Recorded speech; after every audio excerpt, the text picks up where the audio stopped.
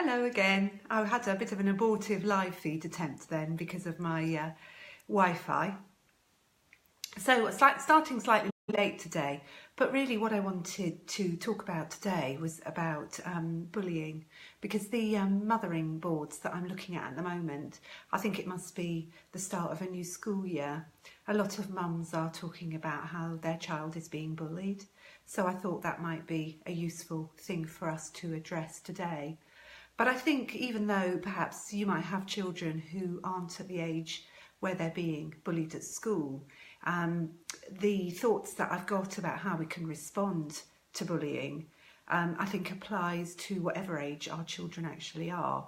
Because what I'm going to talk about today is what happens when we hear the news that our children are under stress and how we respond to it and ways in which we can help ourselves in order to help them better. So that's what I'm talking in my live feed today. And welcome if you're watching this either live or on replay. So I thought I'd start with just sharing a little bit of a personal story, because I think often we all have our own stories about being bullied. A lot of us actually experience this at school. And I think it's quite important to remember that when we're coping with our children being bullied.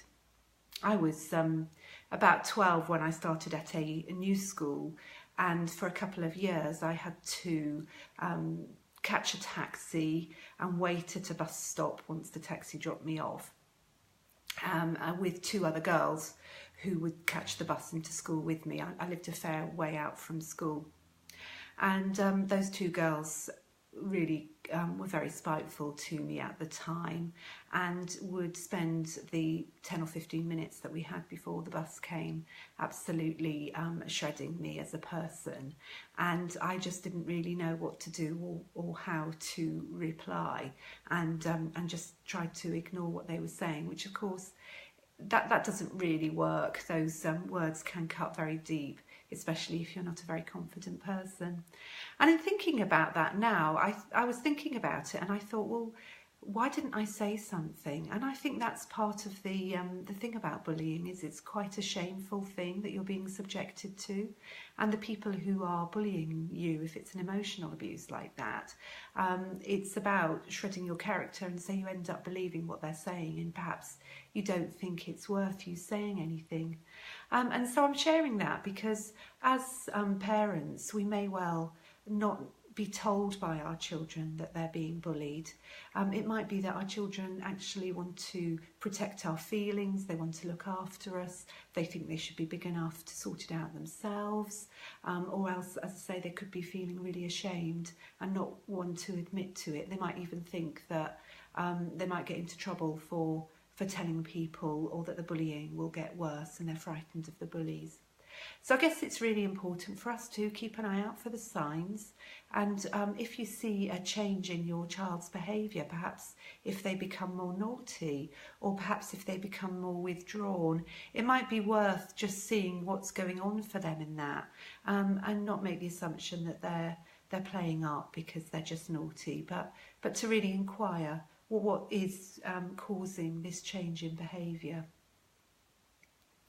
But then the next thing I sort of want to move on to thinking about is, if they come home and tell you they're being bullied, or if you find out because you start making inquiries of them or of friends that they're being bullied, what tends to happen next?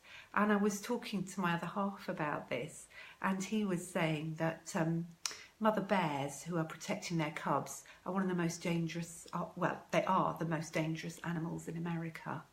And I think that's what tends to happen with us when our cubs are being attacked. Our natural instinct is to protect them.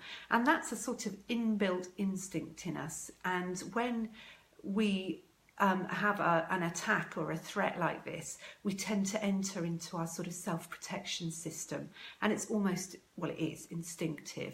We are designed to respond to threat, and our bodies are designed to override anything else that's going on in order to respond to the threat. So if you imagine that the mother bear is sleeping with her cubs, and she's attacked, she doesn't sort of stop and think, well, I wonder if this attack is really real, or well, what could I do about this? Her instinctive response is to fight. And I think that's what tends to happen to us. Our instinctive response when we're under threat, we either fly, we run away, we freeze, or we fight. And perhaps when we're in that situation, fighting or running perhaps isn't the best response in these days where we're not actually responding to a physical threat in terms of our lives are in danger. Obviously, if your child is being bullied, sometimes it can be physical. But in order to sort it out, we actually need to be in our more thinking selves. But the problem is when we're under threat, we that thinking self just disengages. So really, the first thing we want to do is to recognise that that is what's happening to us, and to not have a knee-jerk reaction, and to think about how we can approach this in a way that's going to help our children in the best way. So, you know, part of our response, if we're in a sort of fearful response, is we might actually tell our child off. And of course, that's actually not really helpful, but that's just down to the fact that we're feeling fear. We mustn't get cross with ourselves if we've had that response. That's just our fear reaction setting in. And so we need to somehow bring our fear reaction, our threat system, under control.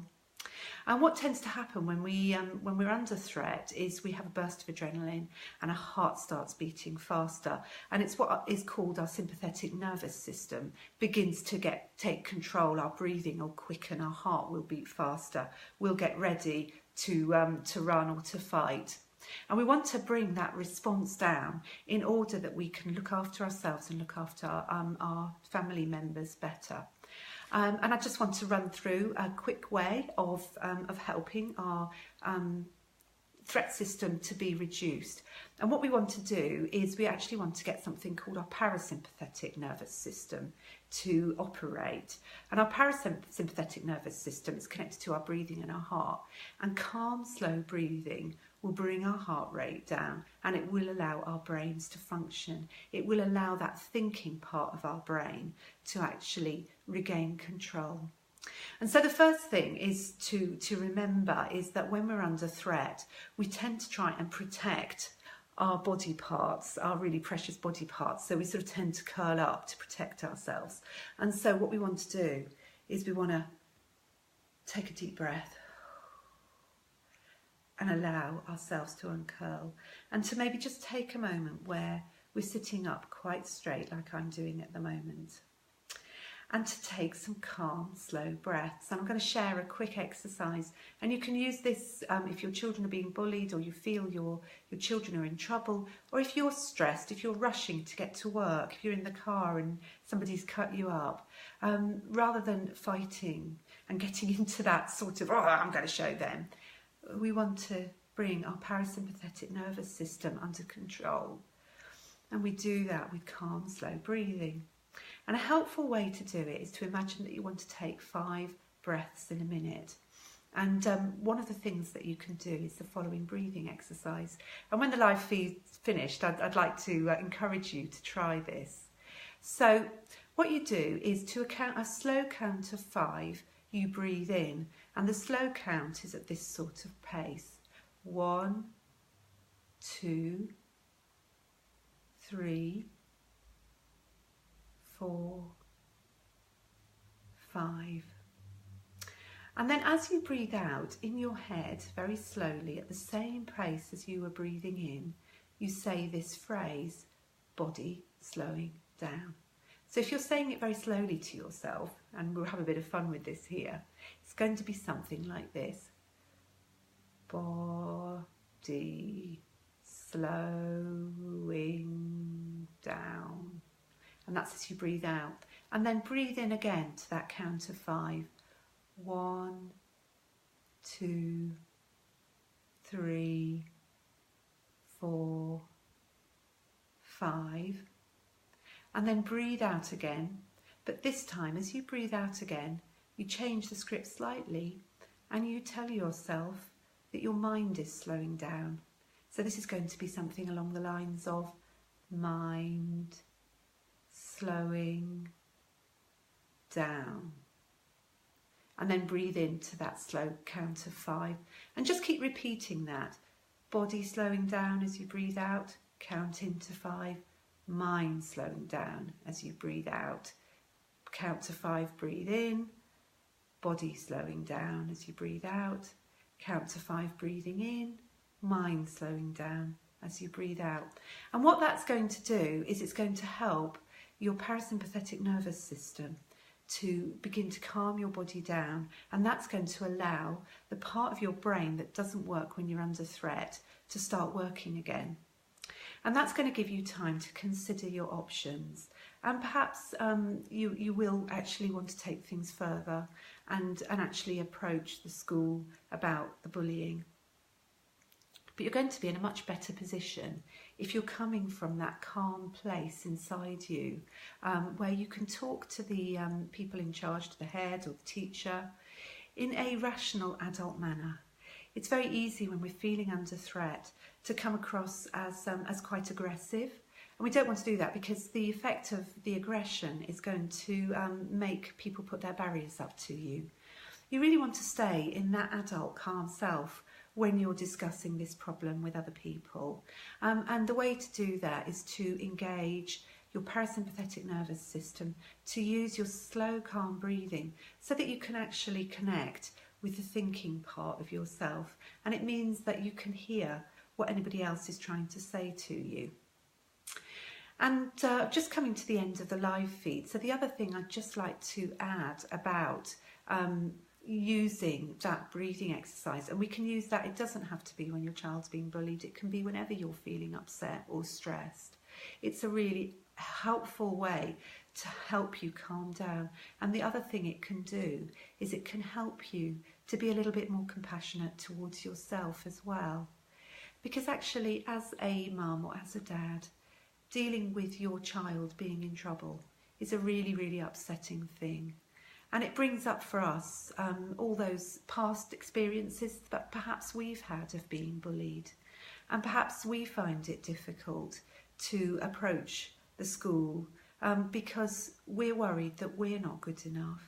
And especially if we've not had a good experience of school, it's a really daunting thing to be able to approach the school and to have a conversation, especially if you don't feel that you're as clever as the teachers or whatever. It can be really hard.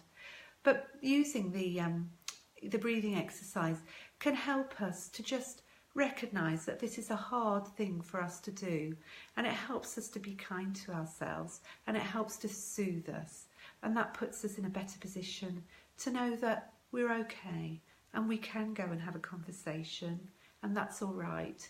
We're perfectly entitled to do that.